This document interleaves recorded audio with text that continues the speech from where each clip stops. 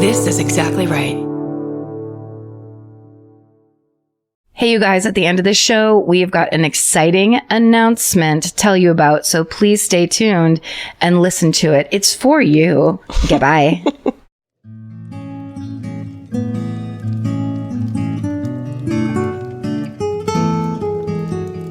Hello. Oh, hi, everyone. Happy Thanksgiving. Happy Thanksgiving, everyone. It's a special Thanksgiving episode that we're posting for you today. That's right. We're about to put another live show up, the Sacramento show, with a very special Thanksgiving guest. But it's Paul Holes. Everyone knows it's Paul Holes.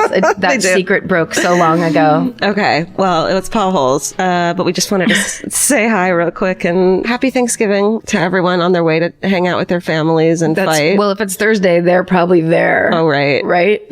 Many of you are probably trying to get away from your family in another room with your earbuds in. Realizing you didn't bring your Xanax prescription. You forgot it somehow. Or you fucked up the sweet potatoes. That's right. Everyone's staring at you out of the corner of their eye. Yeah. Or you're vegan and you're just like, I don't know. How do I have to explain another year that I don't eat turkey? Yeah.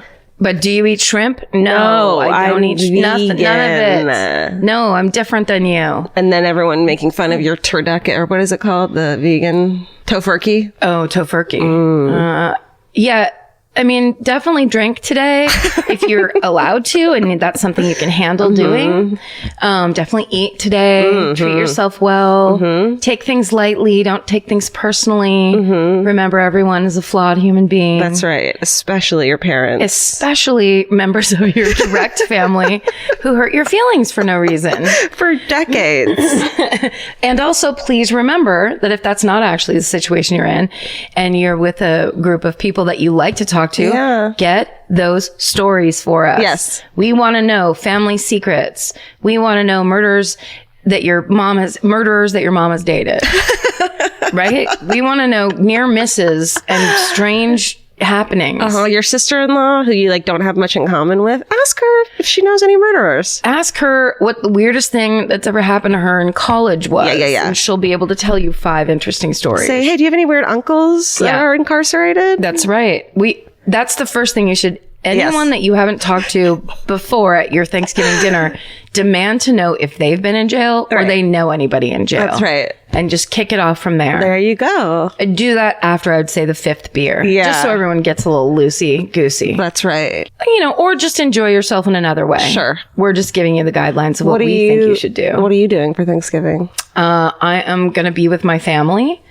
We now have the best Thanksgiving. That's basically like a family friendsgiving. Oh, nice. So we normally go to my Aunt Jo's, but she lives in South San Francisco.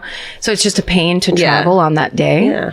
And so we've been staying in Petaluma and partying with the Coliseum family. Sounds so nice. It's really nice. I don't know what my sister was thinking, but she did this we've been kids of divorced parents for our whole lives, basically. And she should know that we have 2 Thanksgivings. That's what you do. Right. Somehow she was like, I don't want to fucking deal with this. You guys have to hang out together on Thanksgiving. So we're going to an old school steakhouse. Oh. And my mom will be there and my mom's wonderful boyfriend, John. And then my dad will be there too. So I'm going to be drinking plenty. Now, can Marty and Janet sit at a table together? They can be very civil. They'll be very civil and get along. Okay. My mom did say, I just don't want John to become friends with your dad. Which I totally get. I get that. Your ex becomes friends with your new boyfriend or whatever. And suddenly they start swapping stories about what a pain in the ass you are. Exactly. Yeah, no, she's right. She's totally right. Keep them far away from each other. So I'm just going to be living through that on Thursday. Now, are you going to get steak or are you going to get turkey? I think I'm going to get turkey. Yeah. Yeah. It's such a good... I think Thanksgiving might be one of my favorite holidays just because that meal is so satisfying. So good. And then for days you get to eat it. Yeah. It's fun. That's what's not fun about going out to eat. Because you don't have leftovers. You should order 2 entrees and then say, I'm back in that eating disorder again. And then just take it home for sandwiches and stuff. I would rather lie that I'm still with my eating disorder than just say I want to take it home for later. That's what you suggest. My suggestion is at any time that you can tell people lies, just always be throwing people off your scent. Okay. They don't need to know what your true business is. Keep them guessing. And keep them MYOBing. And then it makes, what's that? Minding their own business, but with a U. And then keep them, make yourself always seem more interesting than you are. Yes. I'm so boring. That's right. Without all my eating disorders. And your secrets and your turkey secrets. Right. Keep some turkey secrets this holiday season for yourself. You're worth it. You deserve as much turkey as you want. And don't forget to buy yourself a little can of the cranberry jelly. Oh, yeah. Not cocktail, not the one with the weird shells of cranberries. No. The plain old jelly in the can that has the can rings. In it and everything. So you know exactly how much to slice off. 100%. Now I can't wait for Thanksgiving. I'm so excited. Well, guess what? It's Thanksgiving today. Woo! So enjoy the live episode, everyone, and we'll be back next week with normal episodes, like normal fucking people, in like that are normal. People don't order 2 entrees and lie about her eating disorder, and don't tell you to order 2 entrees. It's really normal. We're so normal, you guys. The normalist. Okay, stay sexy and don't get murdered. Bye. Goodbye. Elvis, you want Thanksgiving? No, you want a cookie? There it is.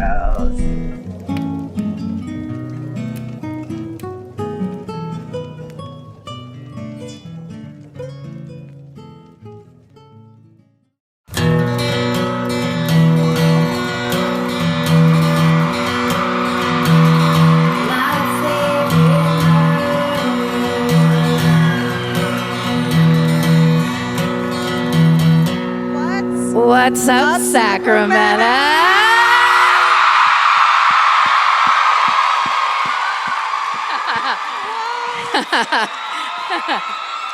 Say it. My mic's not working. Hi. Yeah, there. Talk loud into it. Okay, hi. Don't make the microphone do all the work. You have to really project from your... Yes. Oh my God. Hi, guys. You guys. Let me have that. Let me see that. Thank you.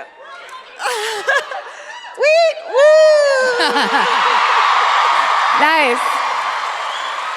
Yes. Excellent. Excellent. It's just my style, too, because it's just like a piece of paper and a Sharpie, and she's like, this afternoon, thank you. I love it. She sat down in her chair tonight, and she was like, does anybody have any neon yellow poster board? And who has a Sharpie? That's just my style. That was really a lovely welcome. Where it was very beautiful to hear you scream that loud at me. And I know that 70% of it is rage. I know that. And I like it. You've fallen into my trap. That's what I want. Well, half the people here tonight are Kilgariffs. That's right. That's right. Either Kilgariffs or the 18th Street Hellcats. That's my other. That's my posse. Are you in a gang? Yeah, we were a gang in 1991. We were what they call a beer gang, where our weapon was alcoholism against ourselves, and we lost the gang war. We lost it all. We had a great time doing it. We're excited. You guys sent us so many postcards to my P.O. box. Wow. Sacramento Murderinos. The post guy, thank you. My post office guy hates my guts now. So much. Worth it. He's kind of a dick. It's Georgia's personal P.O. box. That's right. So it's where she's getting like, you know, she'll be like, oh, look what I ordered from Sephora or whatever. And then it's like 50,000 postcards of like, get up here now, bitches. We're like, okay. I mean, if you insist. And we did. It wasn't like that before, but okay. You have something you want to show me, and I'm excited about it. Don't fucking tee up my thing. I brought a picture. Yeah. Just so people would understand, because I think there's a lot of people trying to fucking talk to me on Twitter about how I need to apologize. I need to do this and that. No, it's not happening. You can let that dream die tonight. Oh. Oh my God.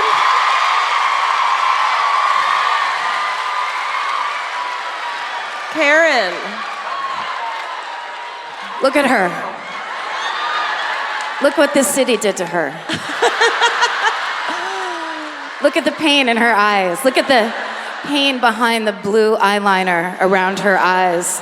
Did you run out of eyeliner this whole city and that's why you hate it? Because you used it all up? My neck is 3 shades darker than my face. This is my friend, one of my closest friends. We went to high school together, and then she said to me at the end of senior year, she goes, I want to go to Sac State. Will you just come with me and live in the dorms with me? And I was like, okay. That's Patty Riley. Give it up for Patty Riley.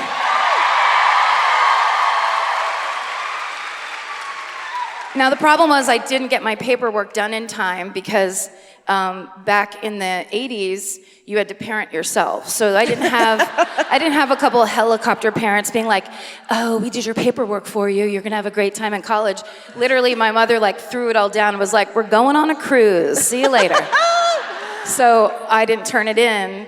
So I had to live with my sister and my cousin Nancy for the first month of college. Oh. And they'd come in, they were there, they'd gone to junior college first, and then they came. So they were 20, they were over it. They didn't give a shit. They wanted to live in an apartment, they wanted to be an adults, and they did not want me on their couch. Their pull-out couch every morning that I was like, do I have to make the couch, or can I just go to school? My sister's like, you better make that couch right now. So then we finally got into the dorms, and that's my roommate, Shelly Wilson, who,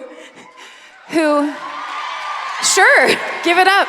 Shelly Wilson of Modesto, California. She is Reba McEntire's #1 fan. Oh my God, yeah. I'm not fucking kidding. Oh. But if you take a look up to the left, you'll see that I was not Reba McEntire's #1 fan. No. I enjoyed Echo, I enjoyed the Bunnymen. There's never been a more 80s, early 90s photo ever taken. Shelly's hair is taller than all of us, and she was not that tall. Yeah. Her sweater is just like, what's up, I'm 80s. Love it. Are those? Who likes shapes? Shapes. Everywhere. It's crazy. Fashion is shapes, and shapes are fashion. It's kooky. It's fun. Drink some vodka. But then, of course, just to kind of round out, because one side was Reba and one side was Echo and the Bunnymen. So to join those, that sounded like throat cancer. To kind of build a bridge between those two, we just lined the walls with Coors Light bottles. Oh my God, I don't know. I don't remember. Finish another one and then just put it out. Clink. Clink. Go into class? Probably not. Clink. And your face, I've never seen such anger. Yeah. It looks like my cat Mimi's face. Just this, why would you take a photo of me? Just what are you doing? Yeah. Finish it. Do it and be done with it. I love it. Little did she know what the fucking future held of oh yeah. Selfies. Everywhere. So sad. All right. So anyway, it's your fault, not mine. Thanks so much. Thank you. Tell them about what you're wearing. Why don't you go, and why don't you talk about your dress? I'm wearing a Halloween dress. Thank you. I'm excited to be wearing it because there's little skulls on it. You really can't wear it a lot because I'm not goth. So one time a year I get to wear it. We're dressing up for our Halloween show, so I couldn't wear it for that. Haven't worn it in so long I forgot it was ripped on the side. So please ignore that. Wait, when's it from? 2 years you're in ago. there. You got in there. I wore it for some tour. It's a pocket. It's essentially a pocket. It's a high pocket. Thank you. It is because you could throw change in there and it would stop right there. Yeah. That's the new thing, is just make your own pocket. Rip your fucking dress. Keys. Pen knife. Buy cheap shit. Pen knife. Random change. Yeah. Hang on, let me get I'll my... get it. Do you want some gum? Yeah. What about yours? Those are a nice shoe, I will say. Those are new, right? Oh. I know, it's hard to hear, huh? It is hard to hear. We're a little echoey with each other. Yeah. No, I've had these. Oh, really? They look really fancy. I do the thing where I find one pair of shoes that fit and I buy them in 800 colors. Then I just don't. Oh, these are the same as gold and red? They're the same as gold. They're the same as the ones I got married in, my red ones. And they're comfortable. ModCloth. We're doing ads now. Live show. No, they don't advertise with us anymore. Promo code? Murder. This, on the other hand, pockets. has low pockets. Oh, I was going to tell the raisin story, but I think we posted that show. Yeah. Everybody knows it. We don't have stories anymore. Yeah, shit. End of the tour, last leg. We got to start going crazy and doing drugs so we have cool stories to tell about the road. Rock and roll. We're so boring. All we do is just order food and go back to the hotel and sit in bed and eat food and watch Forensic Files. Yeah. Pretty sweet. Sometimes I'll crack a tiny bottle of, wine from the minibar. Sometimes I'll crack a Pringles can. I've never liked Pringles until we started touring. And then I was like, God damn, these little guys are everywhere I go. Like little friends. Oh, hi, to welcome you to your hotel room. So sad. It's me and that guy with the mustache talking. Hey, Mr. Pringles. Hi, Karen. Oh, it's so sad. The Pringle guy. The Pringle guy and I are quite close. Should we? Oh dear. Should we sit down?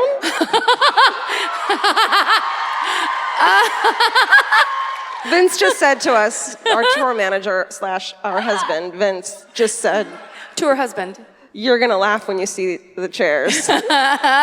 It'll be, and he's not wrong. This is, the tiny. Oh. Well, hello. Oh, this is precious. I feel like a baby. I kind of like it. I feel like if we got this table up a little higher and these chairs a little lower. This could be real. Eat soup. Hey, you guys. I'm gonna tuck this into that's my bed. And I'm gonna eat soup. It's gonna be great. How about whoever's telling their story has to sit on the table? That's a good idea. Right? Yeah. Okay. And the other person leans way back. Someone is getting stabbed in the audience. Yeah. It's going to happen. It's going to happen. Oh, by the way, welcome. This is the podcast, My Favorite Murder. Thanks. This is Karen Kilgariff. This is Georgia Hardstark. Yeah. We usually do a gag about Steven being under the tablecloth. Can't do the Steven bit. It doesn't work. Not going to work. Steven! He's home. He's at my house. I hope he's at my house. I haven't gotten one cat photo yet today. Oh, no. He's definitely dead. There's no way he's not. Yeah. I just realized I might not have left him any keys. And Vince, can you check on that, please? Here's the thing. If that is what happened, he is scaling the side of that apartment building. Like, he will not let those cats, he won't let a thing happen to those cats. No. In fact, he brought home somehow T-shirts for them last weekend. Like, that's internet gold. He's like, I'm getting followers tonight. Yeah. No, he absolutely lives entirely on social media. I actually don't know if he's real. He might be. We actually never met him in person. Yeah, he just downloads himself to when we tape. Hologram. What if we just paid so much money to get a Steven hologram at all our live shows, and he was like, I'll just come with you guys for free. And we're like, no. No, we're getting a $25,000 hologram instead. Sorry, you're getting a pay cut because it costs a lot of money. Sorry, it's what we need for the spectacle, for the show of the show. It's what's best for the show. And they bring real Elvis to sit with him.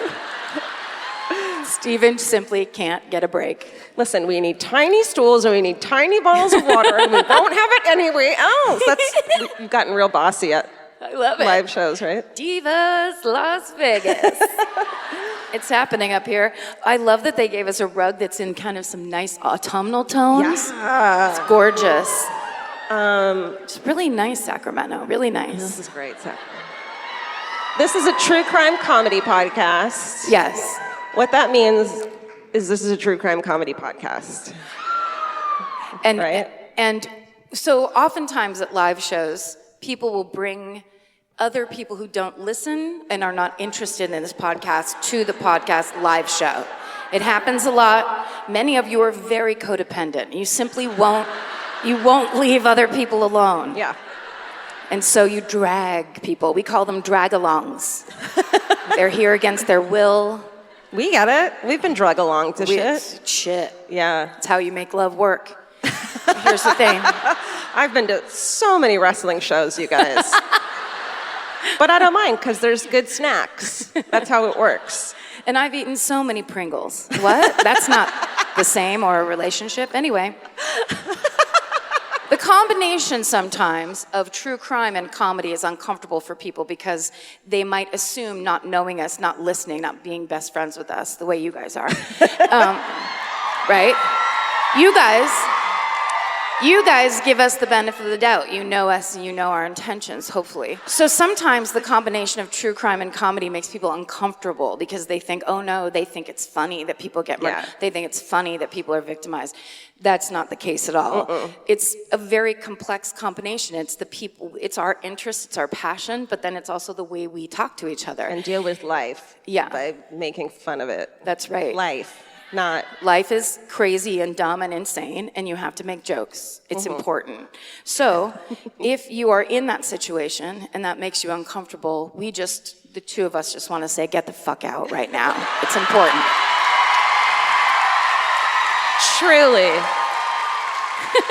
Truly. We hope you don't. I would rather you fall asleep if you're really bored. But don't. But if you're like angry, then we don't need it. Yeah. We already have the girl yelling demands, and it's the first 5 minutes of the show. You're not wearing a watch, but you just pointed at it. See, that's comedy. No. I have a subdural watch. Like a subdural hematoma, but it's a watch. Watch bruise.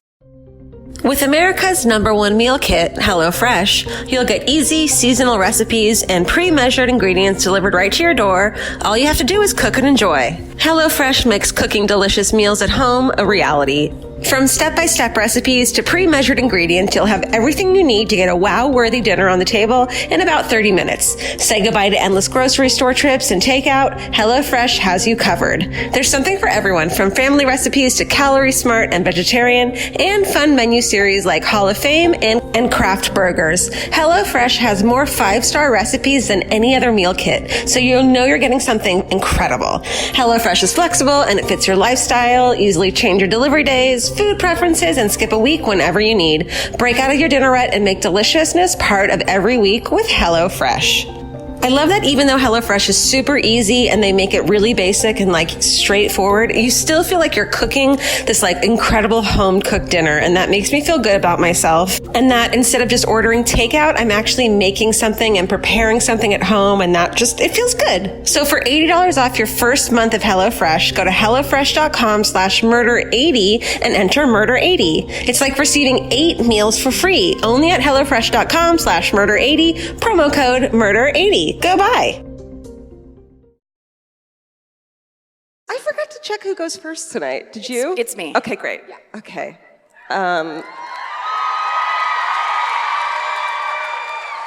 Tiny bottle. This water expired in 1997. So did I. Yes. Really? Fiery. I love it. Fire. Allspice tonight. Guys, I'm going to tonight talk to you about the assassination attempt of President Gerald Ford by the coward Lynette Squeaky Fromme. Whoa! Right? Good one. As we all know, Sacramento and the greater northern Central Valley has some fucking bum-out murders. Dude, you guys, great job. People are competing to have it be bad up here. It's like... It's really, your cults are intense. Everything involves knives, where you're just like, can you put that knife down for a fucking second and just control people's mind with your weird eyes? Everything's tough. Steven sends us like a list of murders to choose from, and I was reading, and he'll send like a 2-line thing, and I was just getting bummer and bummer. It's just like, oh man. No.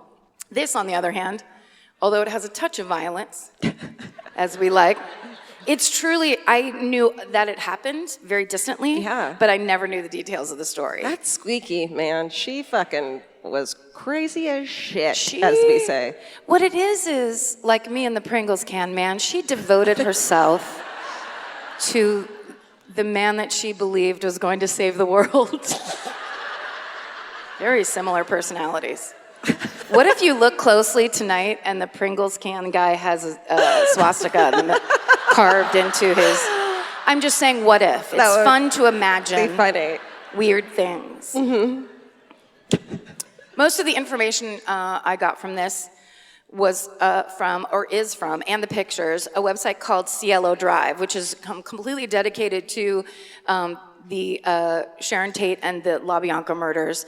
And there's tons of pictures. It's a really, really good, very thorough website where every member of the Manson family has their own individual page. Oh. I appreciate it for them doing my homework for me. And of course, God's own Wikipedia. I mean, how do we live? How did we live before without Wikipedia? No idea. Lynette Alice Squeaky Fromme was born in Santa Monica on October 22nd, 1948, to an aeronautical engineer of a father. That aeronautical engineer of a father of yours. Goddamn aeronautical engineer. And a homemaker mom. She was the oldest of 3, but they grow up. She was born in Santa Monica. What's happening? I don't know what to do with my arms and hands. Yeah. Go up high. You do this. You could stack them on top of some water bottles. I'm going to do this. Perfect. That's good. That's good? Yeah. What's best for deep eye contact? Only deep eye contact. What if we both got under the table? In what we call the Steven position. Okay. Now, they grew up in an area called Westchester. I don't know if you're familiar with that, in California. And by all accounts, Lynette is happy, healthy, and a talented child. This is very interesting.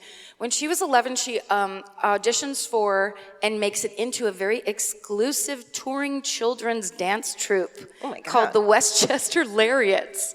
Now, oh my God. I'm really mad because one of the websites I found this on, they posted this picture, and I was like, holy shit, we got a picture of Squeaky Fromme and the Westchester Lariats. But then I realized that they had just pulled a random picture of 6 girls dancing, and they were like, there you go, there's some lariats for you. I was like, she's not do you get how it works? Dancing. Children. They pick their feet up and put them back down. It's called dancing. That sounds intense. Yeah. But she made it. And the group traveled throughout the U.S. and Europe. They'd been around for like 10 years. They did shows at the White House. They did shows at the Hollywood Bowl. They did shows on Lawrence Welk. Oh, okay. I was like, where's that? That's a TV show. On Lawrence, I thought you were going to say on this very stage. On this, could you imagine? I bet they did. Guys, we're going to the Capitol. Shine up your tap shoes. We got to put on our very best for Sacramento. That's how they talk in Westchester. In junior high, she's very popular. She has lots of friends. Well, sure. Including a classmate she met in drama class, a young Phil Hartman. No. No fucking joke unless Wikipedia is lying to me, which is, of course, 80% possible. That's a weird bit of trivia. Squeaky Fromme and Phil Hartman were buddies in junior high. I want to see that sketch, that SNL sketch. You know? That's what? What? What? Exactly. It's kind of like we're doing this in a canyon up here. What's that you say? Hello. Oh, hello. Okay. In 8th grade, Lynette is given the yearbook superlative Personality Plus. Oh my God. Personality plus. Plus drugs. Okay, so I believe... Let's see. There she is. She's so cute and normal Just looking. a young, innocent gal. I had that hair, no joke. It's good hair. I did that 18, 19 or so. A nice high bob? Hard bob. Up here? Oh yeah, like a little mod bob. Sure. Did you ever just stick a bow to the top of your head with tape? Because that's what Personality Plus like to do for school pictures. I only had personality, nothing minus. Oh, the plus is the bow? The plus is the bow. Everyone knows that. Okay. Yeah, let's make this. That's not real. I actually had some history about the Westchester Lariats. I lost my place because I was just like, I don't want to talk about the Westchester Lariats anymore. Okay. 4 years later, that was junior high. 4 years later, she's in high school, blowing it. She's totally on drugs. She's flunking out of every class. No personality, no plus. She's sucking it. Been there, done that. Right. So. Didn't join a cult, though. Thank fucking God. Good. Yeah. You just raved. Raved hard. Yeah. I guess, yeah. It's kind of a cult. It's a cult in itself, but you got to be in charge. Yeah.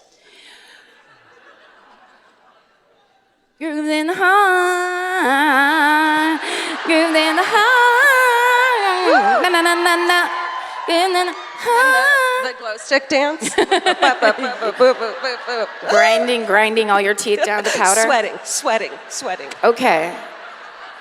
I may have told this story on the podcast before, but that just reminded me. One of my oldest friends, Dave Messmer, is also here tonight. Oh, is he the singing in your face guy? What's that? Is he the singing in your face guy? Yes. Oh, shit. Dave Messmer. This was at a 18th Street Hellcats party that we were at. My friend Dave Eskandari was there, Dave Messmer. We were all... Shout yourself out. We were all there. Alicia, my friend Alicia Gonzalez. And just all around. I'm just going to name names of people. Every single one in the... Yeah. But we were all quite high on what we called marijuana. And somebody put on that fucking Delight CD, and it turned out that Dave knew every single word to Grooves in the Heart and every other song on the album. Dave, you and I, later tonight, we're going to have a sing-off. You're going to party. We're just going to sing in each other's faces. But here's the thing. Singing in people's faces is okay when you're high and someone's lip syncing in your face. So... I could hear his kind of like high lips sticking together, and it's like, groove is in the heart. Dry mouth and shit. And I kept going, please. I was really high. Please, Dave. Please stop it. I'm begging you. The angry face, please. I can't. My face can't get any paler. I hate this.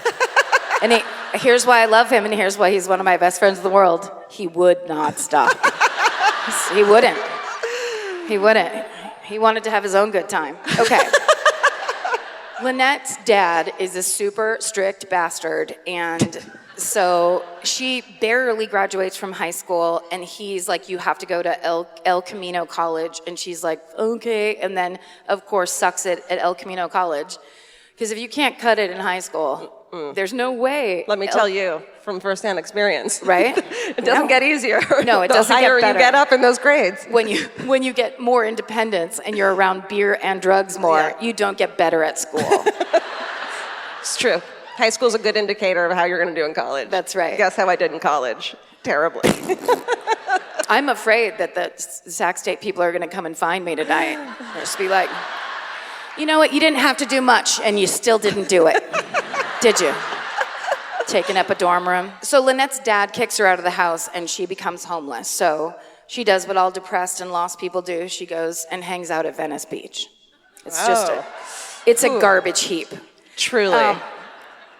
Unless you're a weightlifter, and then I think it's really great. It's like very freeing, and all your people are there. Or if you're looking for drugs, lots of drugs. Yes. It's a great, beautiful tourist place for drug addicts. Yeah. That's great. So in Venice Beach, she meets a charismatic young rambler by the name of Charles Marie Manson. He had just gotten out of the federal penitentiary. Did you say Charles Marie? Yeah, I made that up. I made it up. It's my fucking show. How did you do that so casually? I'm in Sacramento. This is a low chair to kick off of. Yeah, it doesn't really work. Yeah, it's not. Kick it. Kick it. Charles Marie Manson. So, it's Charles Marie Can someone who has a Wikipedia pass please change his middle name on the Wikipedia to Marie, and I'll start that rumor. How funny would that be if that becomes a fact? It'll be that thing of like, John Wayne's real name was Priscilla. Like back in the day, there were like some names you're like, is that a girl name? Now I'm worried about masculinity. Well, now. God forbid, when women are men and men are women. What's going to happen? That's not my America. Shut up. Okay. Charlie's just gotten out of the pen, and he has lots to share with anyone who'll listen. And of course, Lynette is right there, wide-eyed and probably on acid. So it all sounded fucking great to her. She's like, say it again, Charlie, the part about how the coming race wars will end the world and we should all be in a cave. And then play a song on the guitar. That's not awful at all. So he jabbers away at her. They become fast friends. The whole time she's staring at him going, personality plus. The plus is the fucking insane look in his eye. Yeah. That's the plus. The plus is malignant narcissism. Plus. Okay. So she's a devotee kind of like right off the bat. And in 1967, she settles in with him and the rest of the Manson family at the Spahn Ranch. This is like a weird picture. There's lots of Spahn Ranch pictures that you see where they're all like crouched in a cave. Yeah. Like just blazing on LSD or whatever. Get that fucking baby out of the Manson family, please. They had a couple Manson babies. Jesus. Yeah. There she is right there, right? That's her over here. Look at her. I'm looking at her. Back to her. Look at it. Tell me what she's wearing. She's a cutie. I don't know. There's like a belt around her head or something. Oh, wait a second. This is when she was in the Pirates of Penzance. Shit. Well, they look like they're having a great time. I gotta check those photos. So that's her loving life in the Manson family. The side of it they don't want you to know about. All right. Thought it was kind of fun sometimes. Guys, we laughed. All right. She gets the nickname Squeaky because the grandson of the ranch owner, who is also a Manson family member, says that that's the sound she would make every time he touched her. Did you know about that etymology of that fun nickname? That's making me uncomfortable. Yeah. How does that work? Oh. Or, she's like, I'm not squeaking. It's only when she's starting to come down off the LSD and realize where she is, and she starts going, oh, God, what? Oh, Squeaky. I just want to go back to junior high. No, it's sad. Yeah. For sure. So, as we all know, in October of 1969, Charles Manson got 4 of his followers there were 2 nights of multiple murders, horrifying murders. The first night was at Sharon Tate's Cielo Drive home, and the second night was at the home of Leo and Rosemary LaBianca. And they were all arrested in October of 1969 is when they were arrested. And then the remaining Manson family members, they camp outside of the jail where the Manson family is being held. So here's some of the Manson ladies. Wow. And they were there to talk about how Charlie's innocent. They were kind of trying to say like he was innocent, this wasn't his thing, because he wasn't actually at the murders, as we know, but they were all there to talk about how awesome Charlie was. Then, sweeties, go home. It didn't work. Yeah. So then, right? Everyone's like, get up off the street. There's gum down there, whatever. So then they decide they're going to shave their heads. What's that going to do? Just like freak out the man. Yeah. They freaked out the man. When ladies become men and men become ladies. Oh, hell breaks loose. Make sure you vote. Okay.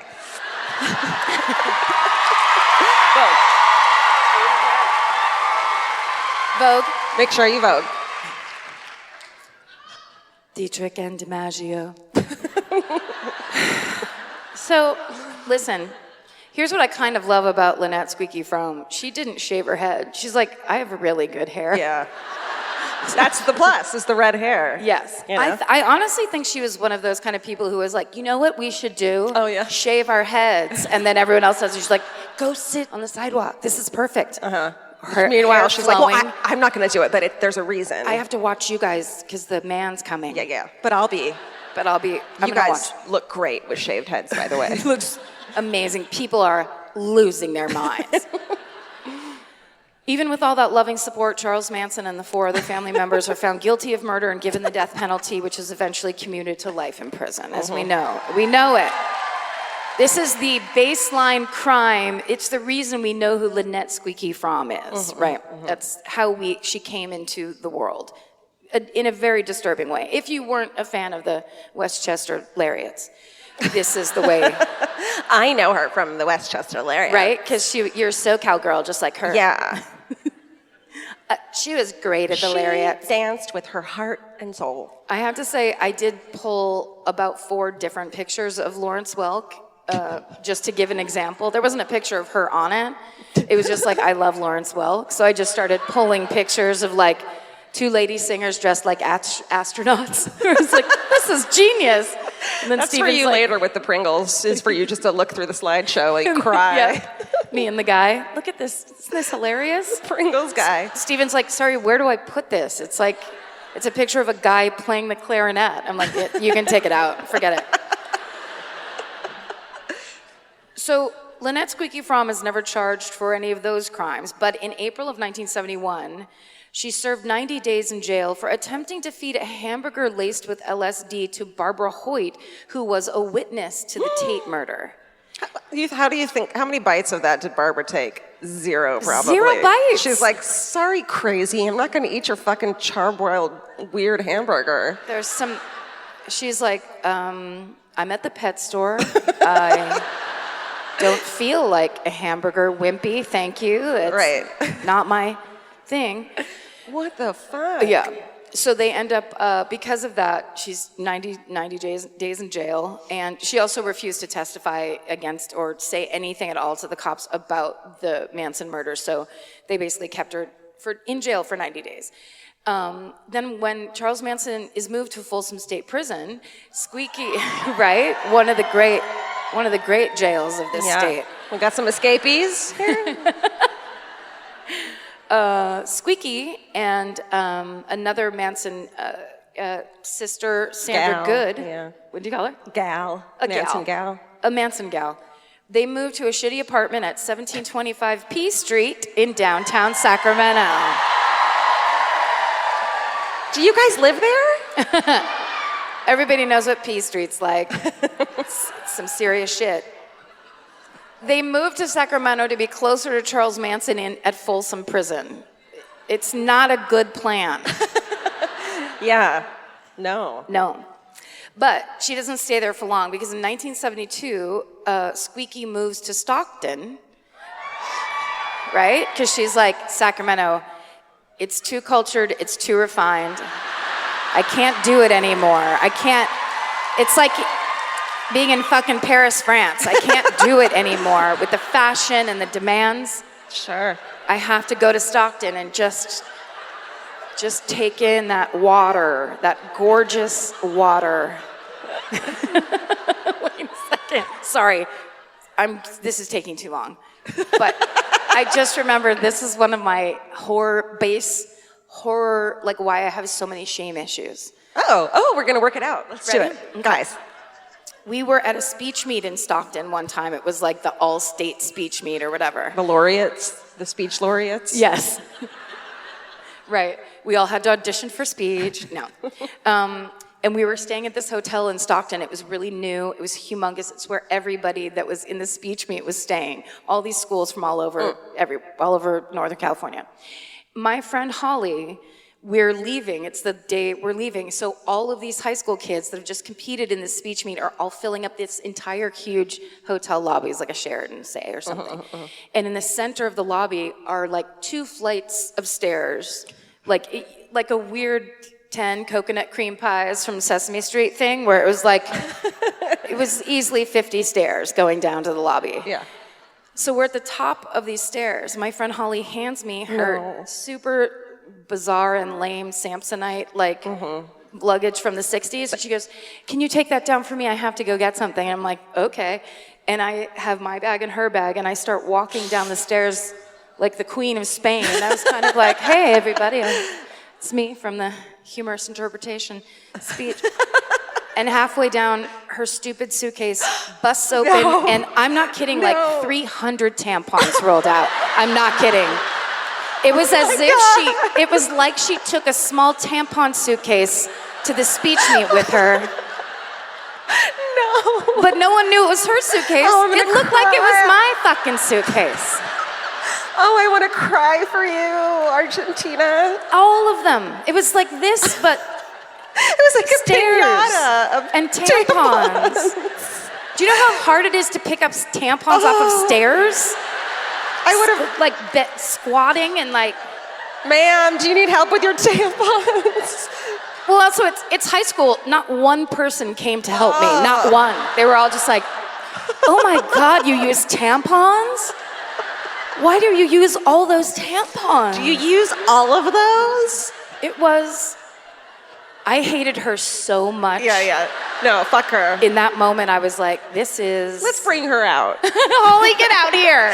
And everyone, if you go under your seat, there's a tampon. We're going to throw them at her at the count of 3 so she fucking knows what it's like.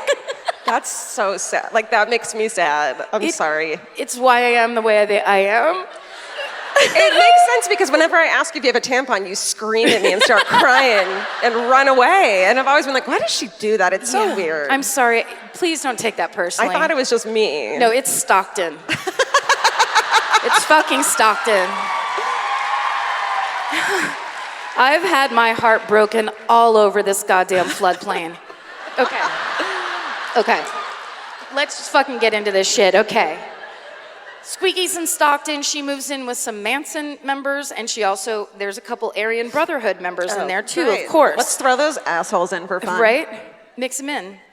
So in September of 1972, they all meet up with a couple named Laura and James Willett at a cabin in Guerneville, which is actually closer to where I grew up. Right?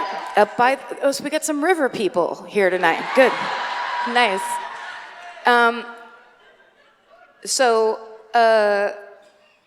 I can't find the names. James, you know what I did? I fucking took out the Aryan Brotherhood names because I was like, fuck them, I'm not naming their names. But then I started the next sentence with the guy's first name. So James was shot and killed, and they made him dig his own grave, and then the second guy... Wait, seriously? Yes. Oh. In Guerneville, of all Jesus. places. Yeah. Okay. So here's the reason I tell you all this horrible shit is, so these two Aryan Brotherhood guys were gonna snitch on the Manson people about robberies that they had been doing. So they all found out, took them up to Guerneville, boom, boom. Shit. So the cops track them all down to this house they live in Stockton, and they bust in, they arrest everybody, but Squeaky isn't there, of course, because she never gets caught for anything.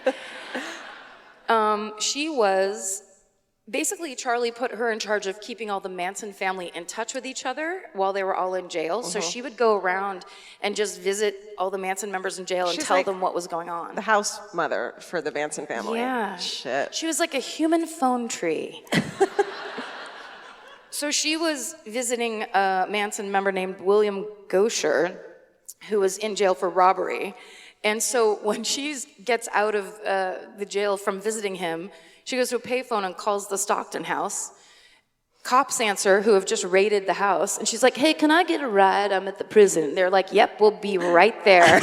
They fucking go pick her up, take her to the station. Yep. Great. That's hilarious. They arrest her with the others, but then she says, no, I was not in Guerneville. I was traveling all around California, bringing the Mansons together. Beautiful. They hold her for 2.5 months, but they have no evidence. They can't charge her. So the other 4 people from the Stockton house are convicted of those murders. Squeaky walks free. She's a golden girl. So she is like, that's enough of Stockton for me. I gotta go back to fucking P Street or wherever the hell it was. And she moves back in. And then she and, what's her name? her roommate, who was also a Manson person, they start wearing robes all the time. Super chill. Really? This is going to be next tour. This is what we wear. And we just point at everything. This would... Just point at shit. What's this over here? What's that? A murder. That would work for me so well. I would love it. Can't see the shoes. Okay. See, I was looking at that, and it's like a robe. If that ended at the knee, it would look like Little Red Riding Hood. It would be so cute, but it goes all the way to the ground, and that's Satan. That's Satan's work. Yeah, that's Satan's robe. Okay, they decide they're going to change their names to the nicknames Manson used to call them. So Squeaky changes her nickname from her horrible nickname to Red. Because clever. Manson, yeah, right? He called her Red because of her hair and her love of the redwoods. Fucking hippies. And No. Sarah, he called Blue because of her eyes and the ocean. He's not very clever. I mean, look, you can say what you want about Charles Murray Manson, but he has a way with words. He is He's like a poet. He's like a little nutso poet. Okay. And now just moving on for some fun. That's her robe in color. See how from like shoulders up, it's like, that's kind of cute. Yeah. Is she No. like a sexy fairy tale girl? No. No, she's crazy. Let's see what's here. Okay. So in 1975, Squeaky Red Fromme reaches out to Jimmy Page's, the VP of his record label, and says, I have foreseen something for Jimmy Page and I must speak with him. That works. Right? This is the 70s when you just call record labels and just be like, I need to speak to Jimmy Page, please. And they were like, the vice president of the record label is a guy named Danny Goldberg. And he was like, no. I think she actually went there. I can't figure it out. But she said that she had foreseen a vision where bad energy was going to get Jimmy Page. And so she needed to talk to him. And so Danny Goldberg from the record label was like, maybe you can talk to him tomorrow, but you should probably leave. And then she was like, tomorrow it'll be too late. And so he says, why don't you leave a note? And thanks so much for dropping by. And then the second she leaves, he burns the note. That's how creepy she was, yes. Cool. That's just I was just giving you a little color about the kind of crazy shit Squeaky was up to.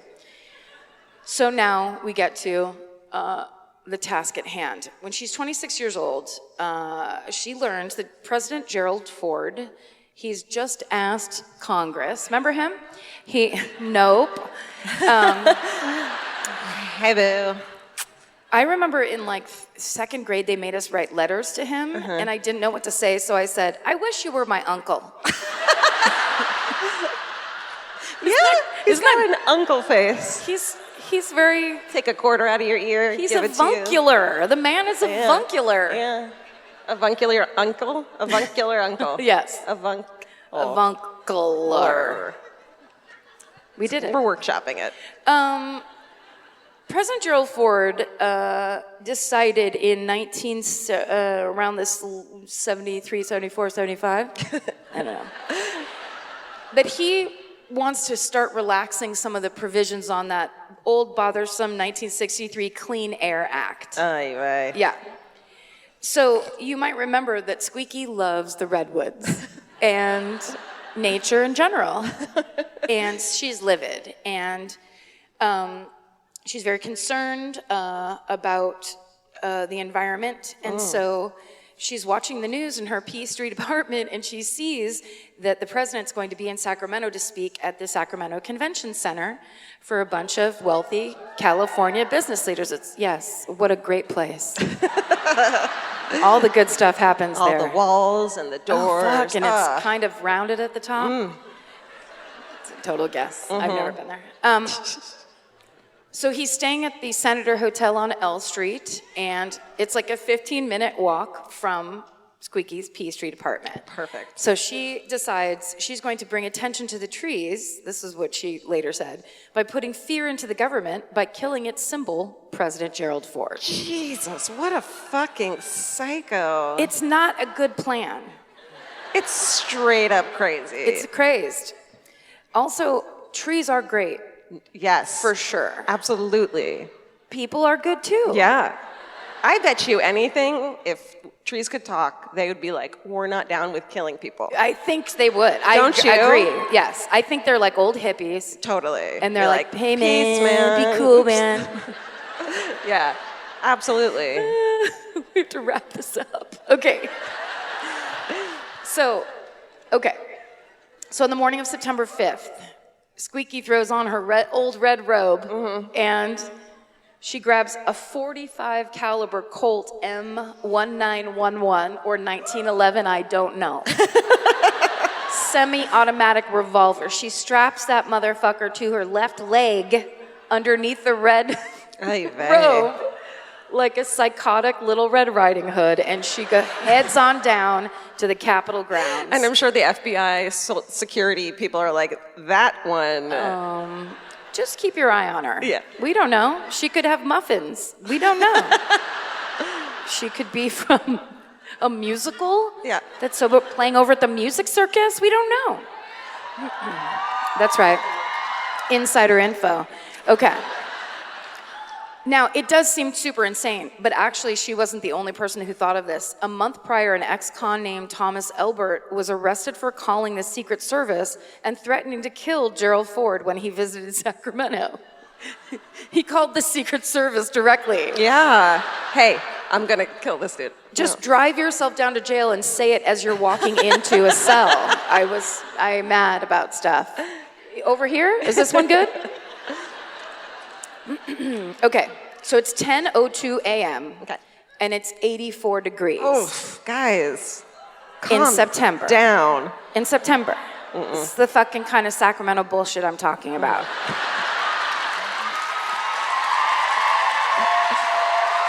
Thank you. They know. Thank you. They know. Thank you. So President Ford is walking from his hotel through Capitol Park to the entrance of the Capitol building to meet with then and now Governor Jerry Brown. Oh, shit. Yeah. Jerry Brown is absolutely a Highlander. Totally. He shall never die. Okay. So as the president passes through the park, he stops and he's shaking hands with randos that are walking up and being like, because it's the 70s, people are like, hey, I don't like what you're doing. And he's like, great to meet you. A lot of that. People being like, oh my God, Chevy Chase is so funny on Saturday Night Live as you. It's great to meet you. It's funny when you fall down. And actually later, President Ford said he saw Squeaky Fromme step out into the pathway. So they're like 150 feet up the pathway in Capitol Park. And he sees a woman in a red fucking robe cape step into the pathway. And he figures she's just there to say hi like everybody else. She walks up in her weird eyes wide shut robe and she's like second row. So there's like a first row of people shaking hands with him. And she's in the next row. And she reaches down to her leg holster and pulls out her Colt 45, we'll call it. I can't remember. Colt 1911. And actually, the president said he remembers seeing a hand come through the people in the first row and quote, and that's the first active gesture I saw, but in the hand, there was a gun. In the hand, there was a gun. Yeah. That's why no one liked you as the president. You are old McDonald. Okay, so what Squeaky doesn't know, because she doesn't know that much about guns, and neither do I, but I'm going to pretend like I do, is that the ammunition in a Colt 45 is stored in a detachable magazine, the pistol's grip. That didn't seem believable at all. But Squeaky's gun, there was no round in the chamber, because you have to put it in manually. Like a ch-ch, I guess. I get that. I see it. Or maybe a... I don't know. Who knows? Gun stuff? So a bunch of people in the front row that are like, look, it's the president here in Sacramento. And then they hear the click of a fucking gun not go off right by them. Yeah. And because there's press all around, because it's the president of the United States, she turns to a camera and goes, it didn't go off. Oh. And they all start taking her picture. Oh my God. Oh wait, that's when they arrested her. There it is. It didn't go off. She looks like a lunatic Smurf. Doesn't she? Yeah. I didn't realize that the robes were sleeveless. Yeah. For summer. I mean, truly. For September summer. She looks like Papa Smurf in her sleeping cap. Oh, God. Yeah. It didn't go off. She waited till all the cameras got really close. Should I kill him now? Yeah. Okay, I'll just try to kill him now. Wow. Newsweek was right there to get the story. Okay. So, of course, everybody knows what's happening. Secret Service agent Larry Buendorf grabs the gun, forces it out of her hand, brings her to the ground. Once they're down there, she says, it didn't go off. Can you believe it? It didn't go off. I wonder if I can go back because it's... You can, it's the red one. Oh, really? Yeah. Let's just see this. Because this is them arresting her. She looks so bummed. She's just like... Now that I think about it, this was not a good plan. Yeah. But I mean, there's Secret Service everywhere. There's cops everywhere. Yeah. So, oh yeah, that's when they made her take her robe off in jail. So, here's kind of the best thing. When this happens, of course, the Secret Service doing the job that they have to do, grab President Ford and start pulling him away in the other direction from her and trying to pull him into the Capitol building to like take cover. Mm-hmm. And he starts yelling angrily in protest at them, put me down, put me down. And then he walks by himself, like a big boy, into the State House. And at 10:06 a.m., he kicks off his meeting with Governor Jerry Brown. Damn! 4 minutes went by for that entire thing to happen. He's like, great, moving on. He's like, yeah, can't do it. Wow. He talked to Jerry Brown for half an hour, and then when they were done with business, he goes, oh, someone just tried to assassinate me. After all of it.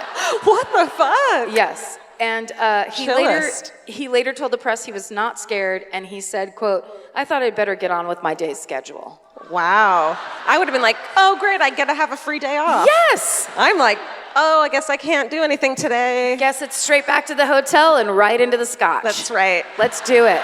They got massages in the 70s? Great, I'll take one. Send her up. That's right. So 3 days before the trial begins, President Ford actually testifies on videotape from the White House. It's the first time a U.S. president, I guess they didn't say sitting. I wanted to say sitting. That could be incorrect. But it's the first time a U.S. president testifies at a criminal trial ever. Oh, wow. Of course, our girl refuses to cooperate with her own defense team. Jesus, girl. Her own defense team. She's constantly fighting the man, no matter who that person is. So she's, of course, convicted for attempting to assassinate the president, and she gets a life sentence. The prosecuting attorney, Dwayne Keyes, recommends severe punishment because she was, quote, full of hate and violence. And so she does what any of us would do in that situation. She throws an apple at his head and knocks his glasses off. Girl, you are not doing yourself any favors. Old red Squeaky Fromme didn't give a fuck. Girl's got aim, though. But I wrote this down. Remember the old trick? That's now you know the correct way to pronounce the famous mountain chain. If you're a prosecuting attorney, Squeaky Fromme will throw an Appalachia. Oh. That's how you an Appalachia. I didn't know that. Yeah. Great. I've already forgot it. It'll come up again. As she was handcuffed and taken from the courtroom, she says to the press, I came to get life, not just my life, but clean air, healthy water, and respect for creatures and creation. Except humans. Except for a bunch of people that came before. And also, we don't need a quote from you, Squeaks. We're good. In 1979, she's transferred out of a federal correctional facility in Dublin, California, for attacking a fellow inmate with the claw end of a hammer. How did she get that in jail? Let's not pass out hammers in jail. They tried it 1 year. Yeah, we're going to do woodworking, you guys, but this really is, we're going to trust you. It's a trust system. Yeah. Lynette, put it down, Lynette. So she gets transferred to federal prison Camp Alderson in West Virginia, home of what mountain range? Appalachia. That's right, Georgia. I already forgot it. 5 years later, in 1980, Squeaky Fromme tells the Sacramento Bee that she purposely ejected the top round from her Pistols magazine onto the floor of her shitty P Street apartment because she, quote, was not determined to kill the guy. Yeah, right. It turns out the police actually did find a round of ammo on her bathroom floor. So in December of 1987, Squeaky Fromme escapes from Camp Alderson because she hears that Charlie Manson has testicular cancer. And she's like, I must go to him. What was the plan there? She's in jail, and he's in fucking jail. Yeah, she's going to escape one jail, break into another one. And then swim out to San Quentin. Yeah. Like, what are you doing? She's caught 2 days later, and then she's sent to a federal medical center in Fort Worth, Texas. The Robe sisters, Lynette and the other one, I've said a different name every time I've talked about her roommate, and I apologize. They're the only two Manson family members who end up remaining devoted to Charles Manson always. Everybody else renounced him. And actually, Squeaky Fromme corresponded with him from jail to jail, all the whole time they were in jail. I guess that's what you do in jail.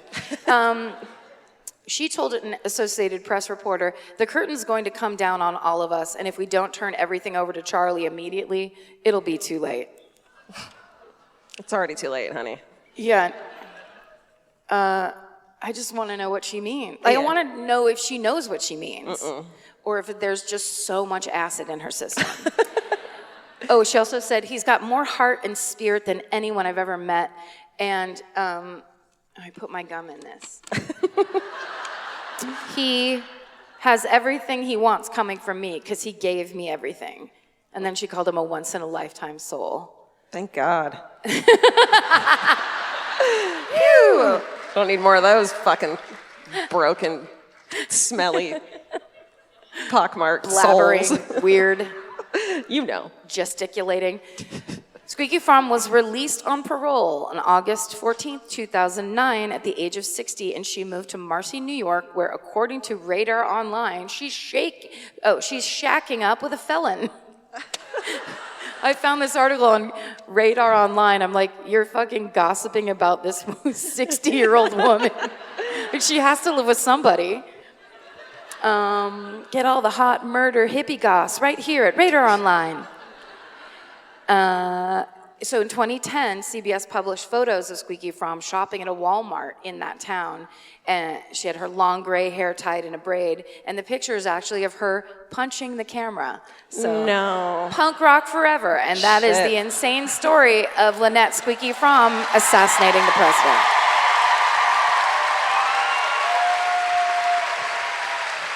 Great job. Whoa, honey. This is my new headshot. I love this picture so much. That'd be great if that was I love her it headshot. so much. It's good. She's crazy. She wasn't doing it on purpose, but it's the coolest. It's just like, oh my God, I'm getting so many calls, you guys. I don't even know what to do. Okay, let's do this, everyone. I am doing the Lodi haystack murder. Ooh. For all you Lodi heads out there. All you crazy Lodi kids. And you're crazy. Here we go. Good job.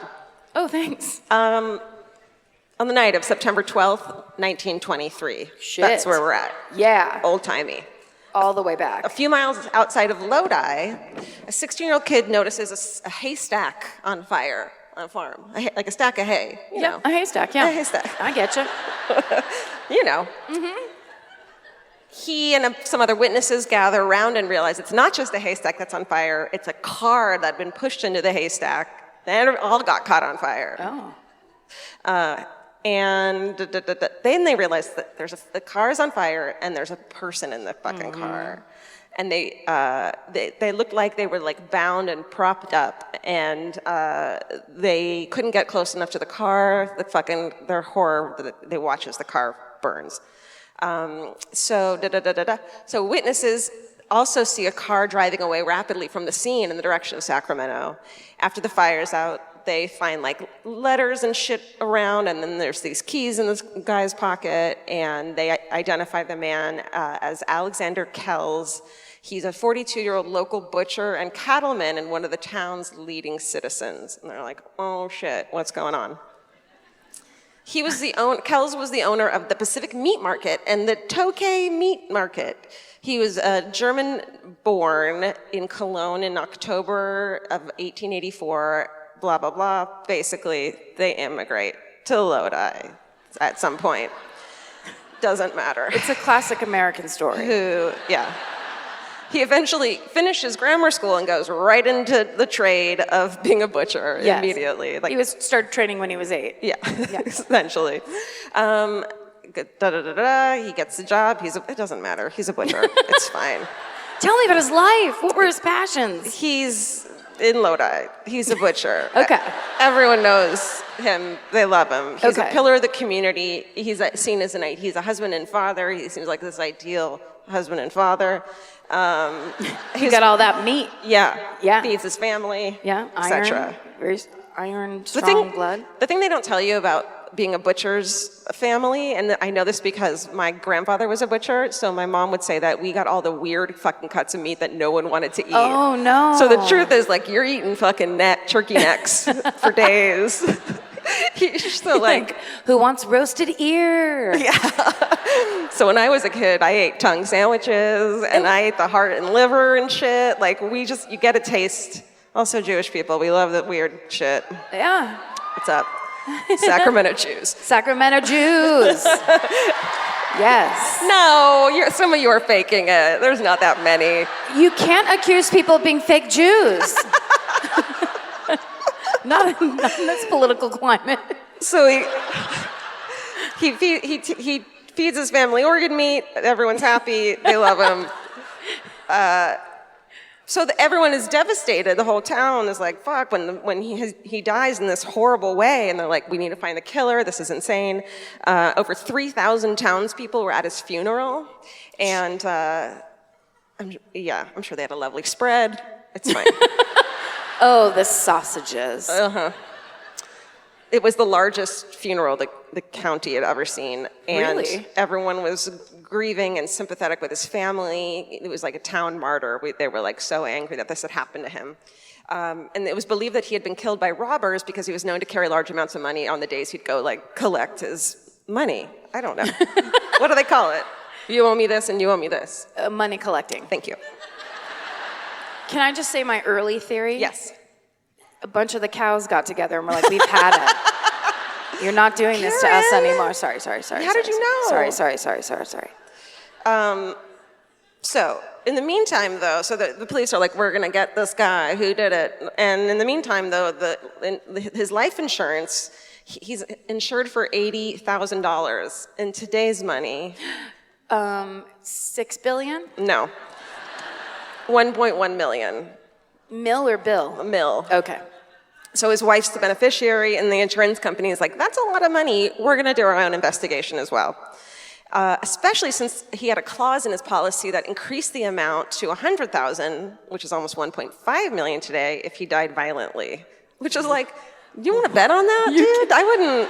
That's not a good clause. I feel like they probably took that out since then, right? Yeah, I would hope so. And it's like a really bad like card game that you win if it's like everything's awful. So at the autopsy, one of the ways that they were like, there's something fishy here, literally, is because they knew for a fact that Alexander Kells had eaten sardines for lunch. Gross. And there was no sardines in the stomach of the burnt corpse. Oh. So they're like, this is weird, but I don't know, like, that seems fishy. I did not mean to do that. She loves it. She loves a pun. It works. They also discovered that the dental work of this guy doesn't match up with the charred remains that were in the car. And they're like, something ain't right here. Mm-mm. So soon, this sheriff from Stockton releases a description of the butcher, and a couple weeks after his supposed death in Reno, some dude's like, Reno! Some guy from Lodi recognizes his longtime friend, Alexander Kells, in fucking Reno. And I'm sure Alexander was like, no, it's not me. He's like, I've known you since you were 6. No. No. So they're like, trying not to move his mouth. No, get away from me. So they're like, oh shit, this dude faked his death, obviously. So on October 2nd, police arrest a guy matching the description of him in Eureka. And it's his 39th birthday the day they arrest him, and they find him in a boxcar at the railroad yards with a rifle in his mouth, trying to pull the trigger with his toes. Oh, no. And the gun jams, and they stop him, and they're like, we know who you are. And he's like, I had amnesia. They're like, no. And he's like, someone made me do it. And they're like, no. And he's like, okay, just don't tell my wife, but I faked my own death because I was in a lot of debt, and I wanted her to get the money. And I was just going to leave. Oh, really? So she didn't even know about it, yeah. Basically. Because I had her completely pinned for this murder. Her?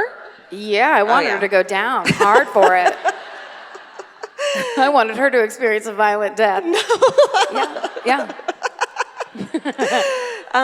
He figured she would get over the shock of his fake death and move on comfortably with this huge insurance payout.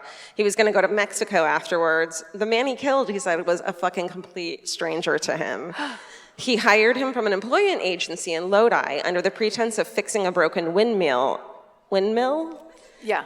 And when he got there out of the car, fucking Kells just straight up shoots him in the back with a .32 revolver. No one else can fix windmills. He kills the one fucking guy in like the West Coast. So the man doesn't fucking even fall down when he gets shot. So Kells grabs a heavy iron bar and hits him over the head a couple times and kills him. I'm sorry, he gets shot and then just stands there? He groans a little but doesn't fall down. Oh no. I know, this poor dude. Man, it's like, he's like the original Craigslist killer, but right. You know what I mean? He did it first. That's right. And without Craigslist, so try that. You know? He puts the man in the car, put a blanket over him, drives around for several hours, eventually buys some gasoline, goes to the hayfield and lights everything on fire and puts his keys and shit in his pocket, fakes his death. But he maintained that he never ever wasn't going to get the insurance money for himself. He wanted his wife to get it. It was for her, which is like, okay, but don't kill people, dude. And so everyone gets fucking pissed when they hear about the fact that he did this. He's a cold-blooded killer. The guy, they were like mourning, and 3,000 people were like at his funeral eating cold cuts, crying. And now they're like, oh shit. This ham is so delicious. Yeah. Now they're like, I'll never eat ham again. Yeah. 400 people went vegetarian that year in Lodi. Lodi is the origination of all veganism. That's right. You wouldn't expect it, but it's true. Fun fact. Okay. So meanwhile, Mrs. Kells, whose name I couldn't find, this poor fucking woman is about to give birth to a baby, finds out that her husband isn't dead, he's a murderer. This chick loses her shit in the way only 1920s women can. I'm sure there was a lot of fainting, carrying on. Did she just stagger in the streets? Yeah. Like weird eyeliner? Yeah, she's just losing her shit. Saying my baby, even though the baby's right in front of her, right. Type of stuff. Yeah, so she gives birth. She's in so much grief that her 8-year-old daughter is sobbing at her bedside, being like, "Mommy, I need you." And she's like, I can't. She straight can't deal. This poor fucking woman. So she falls unconscious all the time, all this shit. Truly. Just around the house? Yeah. Yeah. And then, so 2 days after his arrest, he was indicted by a grand jury. The man who he murdered wasn't immediately identified. There's no records at the time, of course. And migratory workers pass through Lodi all the time. So eventually they discovered his name was Ed Meserve. And Mrs. Kells survives the birth of her child, and she fights through his trial to save his life, but he gets sent to die eventually by hanging. The day before his hanging, his wife spends an hour and a half in hysteric conversation with him, weeping and begging her husband not to leave her.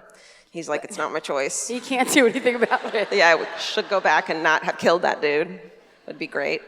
And he tries to leave a couple times, and I'm sure he's like, get me out of here. And he's like, it's hard enough. Yeah. So she screams when she has to be like carried out of the fucking Folsom prison, and she is put on bed rest at home. A nurse tends to her at all times since her screams disturbed the entire neighborhood. Oh no. Although I like the idea of bed rest and a nurse all the time. Just not the constant screaming. I wouldn't scream. I wouldn't need to scream. Yeah. Her children are placed in the care of friends because she can't stop screaming. Jesus. I know, it's real sad. So the guards who were watching over Kells before he was hanged said that he was unemotional. He lit a cigarette as soon as his wife left and picked up his Bible, then told the guards, I'm ready. He wouldn't eat his last meal. He was just like, let's get this over with. Jesus. I know. Well, he's a butcher. He's very, he knows how it goes. That's him. Oh, hold on. Oh. That's him. What's up? It looks like De Niro, doesn't it? That's his wife. Oh, Jesus. That's the screamer? Yeah. That baby's like, you should hear her scream. It's insane. I'm so tired. I'm exhausted. I can't put her down. I try to give her a warm bottle. She won't take a pacifier. Oh my God. So 40 men gathered to watch him hang. He smiled at everyone as they threw the noose around his neck. Uh-oh. And at 10:16 a.m. on January 4th, 1924, Alexander was hanged and died. And that is the Lodi haystack murder. Whoa.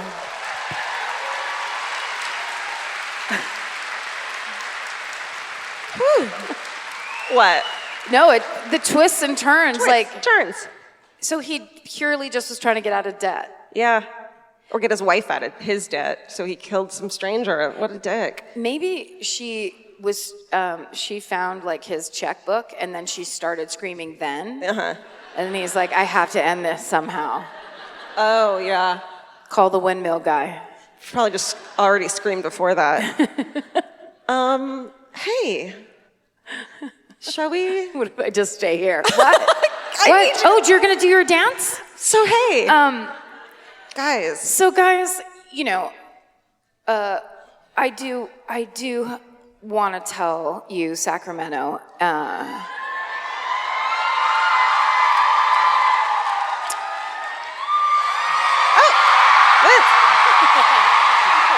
Thank you, Vince. Vince Averill, everybody. Vince Averill. Tour manager, husband. Okay. I thought you were screaming because I couldn't think of what to say. I've talked very openly and honestly about my real feelings to you. It's upset you at times, and yeah, there's definitely lots of people who don't like it and have been unhappy about it. And so because of that, we thought we would bring you a little surprise. It's our way of saying thank you for letting us have our fun at your expense. Thank you for your postcard writing campaign. Thank you for being on the local news. Thank you for driving in from Reno and from fucking Turlock and wherever else, every other city that we've named tonight. Thank you for being supportive. We love you too, and here's our way of proving it. Ladies and gentlemen, Paul Holes.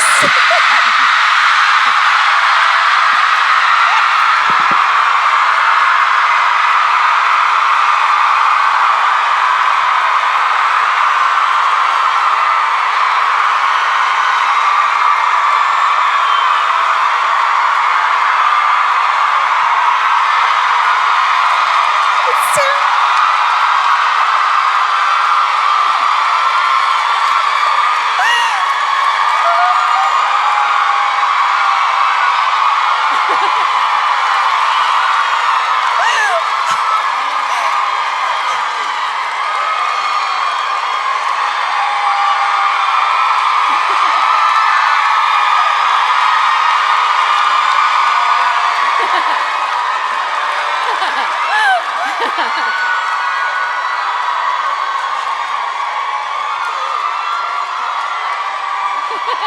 You don't want to leave it up? Okay. No.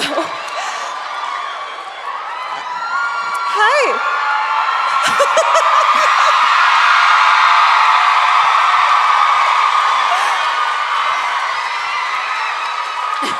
I'm nervous. I know. I'm not used to that. I know. So yeah, we flew him in. We had to hide him all day. We had a fake mustache on. Right? We were scared he'd get recognized at the airport. Oh God, I'm nervous. I know. He's really nerve-wracking. Absolutely. So we were, welcome. Thank you very much. Now, listen. Yeah. You're their Bono, you know. You're a true rock star to these people who love true crime so much.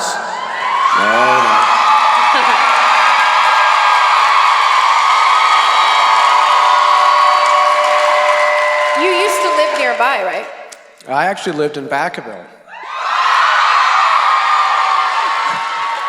Never before has anyone cheered for Vacaville. That's probably true.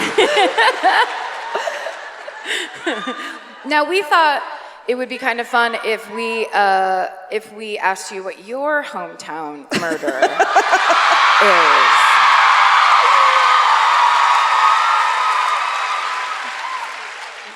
is. So what got me involved in true crime?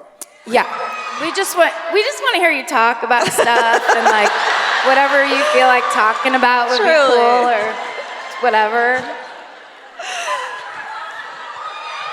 So I'm probably going to date myself a little bit, but what actually got me involved in true crime is an old TV show called Quincy. Right.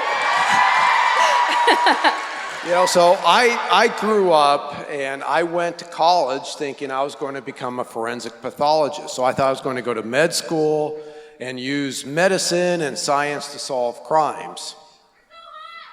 Come on, that's harassment. Don't objectify him. We like your mind, Paul. We like your mind. I'm okay with it. You know, but my grades in college weren't very good. Your grades?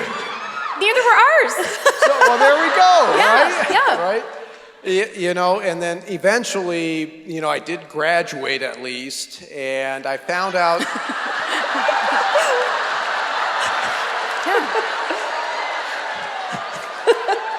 I found out about this field called criminalistics, which back in 1990 was a brand new field. And I thought, that sounds cool because I could do crime scene investigation, I could do the scientific work, and I could try to solve crimes that way. You don't have to be in like a morgue all day. No, you know, and thank God I didn't go that direction because I've been in the morgue a lot and that is not very fun. I would be going nuts if I was in the morgue every single day. It smells, right? It smells. Yeah. Yes. Yeah. Yeah. Do you remember your first crime scene? Do you remember your first crime scene? I do remember my first crime scene, and sort of the backstory is when I first started, I was a drug analyst. And we were getting what we call bunk dope, fake dope that people were selling on the streets to make money. And this is how you get yourself killed. Mm-hmm. And what I was seeing was this combination of this wax with a detergent. Well, the detergent caused a false presumptive test for cocaine. So when somebody on the street was testing it saying, oh, it looks good, and then they would pay money and then they'd walk away with this fake dope. Well, then I go out to my first homicide scene, and it's in this it's an unincorporated area in Contra Costa County called North Richmond. Really? Come on. Drug dealers. And in the mid-90s, this was an extraordinarily violent region in Contra Costa County. And I'm going out to this homicide scene, and the victim had been transported. So his body was gone, but where he had been killed was right outside this mobile home in the backyard in North Richmond.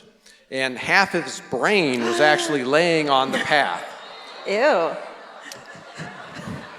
But then I went inside the mobile home, and up on the stovetop was a pot full of wax and detergent.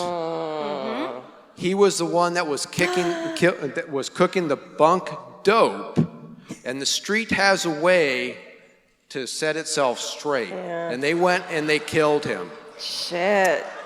And so the next day I was at the morgue, and I'm looking at the guy that I had seen, through his product with the bunk dope, and there he is laying on the gurney. And that's the day you stopped doing dope? I swore off dope at that point. That's Thank right. God. Finally. That's right. That's right. What? I feel like we really want to talk about the Golden State Killer quite a bit. But I know that you've talked about it a lot, so we don't want to do all the usual. But do you have a specific memory or do you have a story maybe you haven't been able to tell on any of these channels that you we could won't tell anyone. We will not. Phones down, cameras down. Secret time. Or just something just a weird, interesting.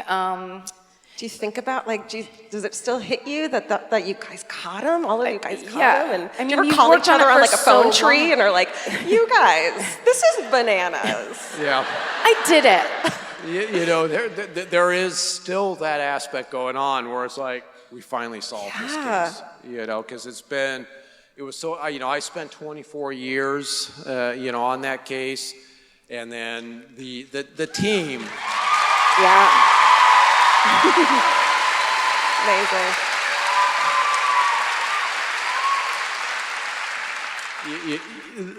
The team, we had a task force, and these are great investigators across the state, and then we had a team that helped with the genealogy aspect.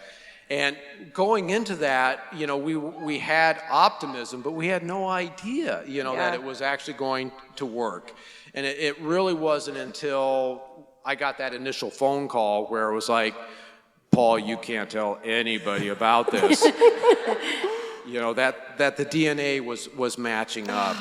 That it was like, after 24 years, it was a huge, oh my God, finally figuring out that we got to that point. In terms of the untold stories of the Golden State Killer, there are so many. Each of us investigators have invested so much time of our lives in that case that we all have different stories. I know for me, it was just the frustration of constantly finding somebody that I thought was the guy. And in some instances, I would spend, the first guy that I was like, this is the guy. I spent 2 years trying to find him. Wow. 2 years of my life going, I've got him, only to finally find him and then eliminate him with DNA. And it's like, I just wasted 2 years of my life. And then I get on to a next guy. And I spend a year investigating this guy, trying to get his DNA. And then he's not the guy. Did you ever give up for a little while? Oh yeah, it's one of those things. You get to where, oh my God, I just spent all this time and it's not the guy. I don't know what the hell I'm doing. Yeah. And you push away. And that's where you uncork that bottle of wine. And I would just drown myself in my sorrows thinking, I don't know what I'm doing on this. I'm fooling myself. I need just to move on to other cases that I've got. Well, thank you. Don't talk while Paul Holes is talking.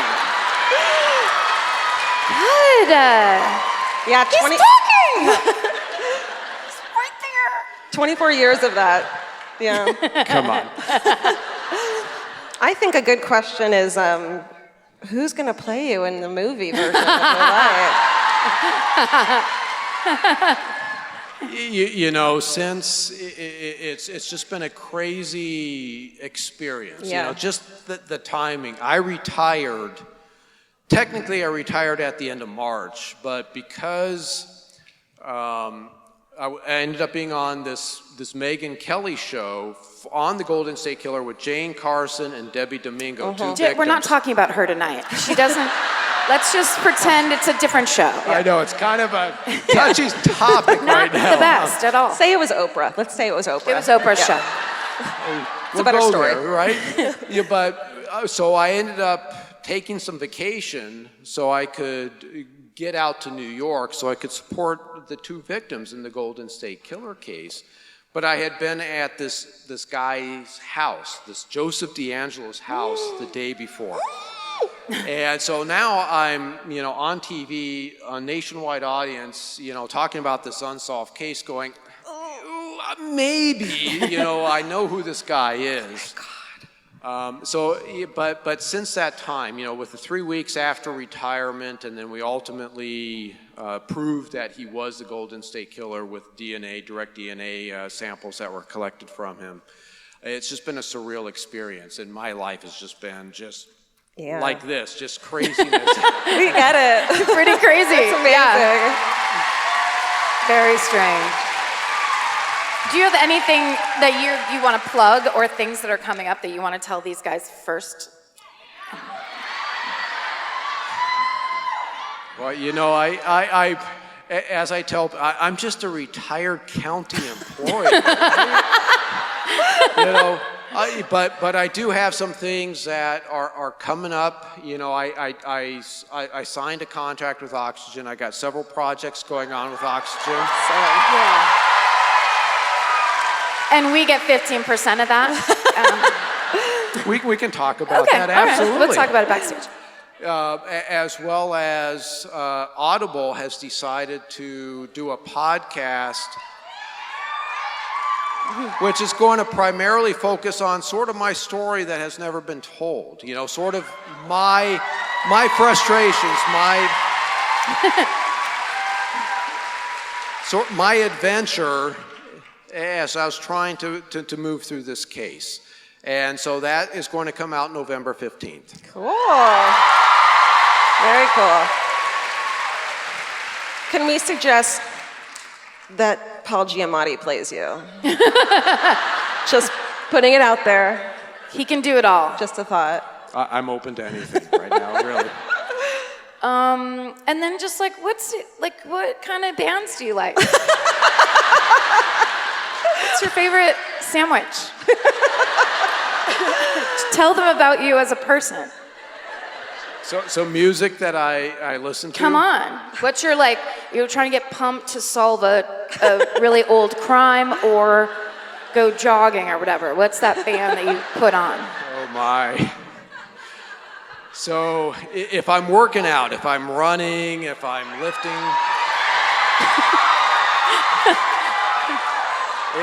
it's got to be the hard rock. Today, it's Disturbed, it's Godsmack.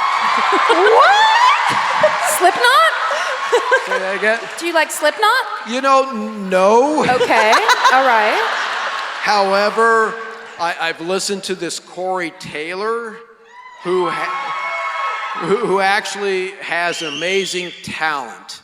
And for me, music has to be melodic. I'm not into that bum bum bum bum. It's got to be melodic. But what about masks? Clown makeup? Because they have great masks. Yeah, but I have a concern about people who hide behind masks. Oh, very good point. You guys. Good one.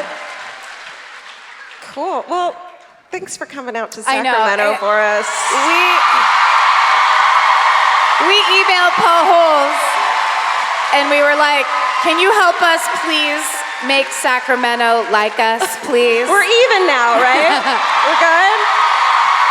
Great. But also, you know, you were talking about like your life changing so much. And like when we started this podcast, like Golden State Killer was one of the first stories we covered. It's been in our minds, obviously in your guys' minds being from up here for so long. It's like this crazy cloud and this kind of like creepy thing that's just been hiding in the background. So it's the idea that not only that it got solved, but then that the person that solved it we get to like talk to and email with is so awesome. It's just so cool. It really is. Well, you know, I think it's cool because, you know, during the last year, the case was getting a lot of media attention. And one of the shows was aired that I was on, and the producer of that show called me saying, hey, there's this podcast. It's called My Favorite Murders, and they're talking about you. You might want to listen to it. No, don't do that. Yeah. Oh, God. Yeah. But aren't these two amazing women right here? Thank you. Paul Holes, everybody. From us to you. From us to you. Thank you.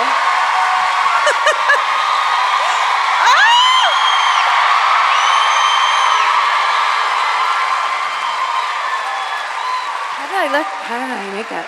Huh? Did I have anything on my face? You're good. Do I look weird? No, Okay. you're good. Holy shit. Sacramento. It has been so hard to keep that a secret from you guys. But thank you guys for giving us the benefit of the doubt that we didn't even have a present for you and you were still here and nice to us. Yeah. So thank you for supporting the shit out of us. Yes.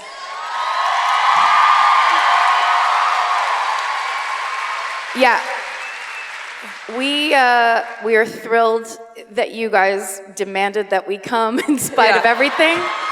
And we are thrilled to be here with you. And we are so grateful for this situation that basically you guys have put us in. We are having truly the time of our lives doing this thing where we get to talk about this thing we've all been fascinated by for years in secret, thinking that nobody else will understand and nobody else will like us if we talk about it. And now suddenly we all get to fucking fly our flag as much as we want to. And it's the best feeling. And it's a great feeling to see you guys all find each other and become friends and start these meetups. And like it's fucking crazy. It's surreal. It's crazy that we get to have Paul Holes and the people who do this kind of thing like talk to us. Yeah. Instead of going, you gals are weird. It's like amazing. We're so lucky. I can't believe this is our life. Yes. So thank you. Thank you for guys giving so that much. to us. Yeah. We're genuinely so grateful. We'll do our best not to embarrass you. I'm just so glad it got so much better since I moved out of Sacramento. Thank you, Sacramento. We love you dearly. Honestly, stay sexy. And bye, you guys. Thank you.